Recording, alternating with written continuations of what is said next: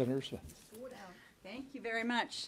Good morning, everyone. Thank you, Representative Byers and Leader Jeffries, Leader Schumer, Senator Heinrich, and my good neighbor to the east, Representative Moore.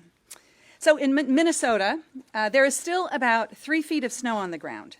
And we are bracing for flooding when the inevitable, sooner or later, thaw happens. And so I want to take this opportunity to urge the Republican Minnesota House members, including Representative Tom Emmer, to think hard about what it would look like for the folks in those districts in Minnesota if they throw the federal government into a default.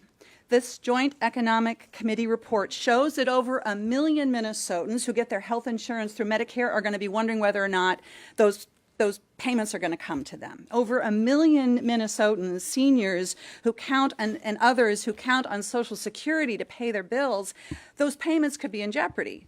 Nearly 300,000 Minnesota veterans could be waiting for benefits that they earned and they don't know whether they're going to come or not. So this is not that complicated. Raising the debt ceiling simply means that we will fulfill our most fundamental responsibility, that we pay our bills. Because if we don't, if these MAGA Republicans in the House refuse to do their jobs, this report lays out how everyone in Minnesota, everyone in the country, would feel the consequences of that irresponsibility.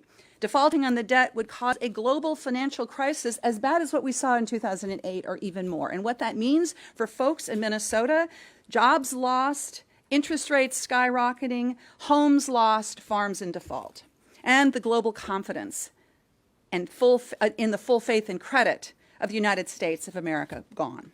Now, there is a reason why everyone from Wall Street to Main Street in Minnesota believes that this shouldn't happen. They are united in calling on these MAGA Republicans. Put your politics aside and do your jobs. And if maybe you think that it sounds a little harsh, that we are saying this is only about politics, let's get real here. Republicans voted to raise the debt ceiling during the Trump administration, even as 25% of the entire debt that this country has ever accumulated happened during the Trump administration. And in fact, when it's a Republican administration, most Republicans vote to lift the debt ceiling. And when it's a Democratic administration, the opposite is the situation. So that's the reality. Mr. Leader, I want to just emphasize one more thing. Mr. Leaders, one more thing.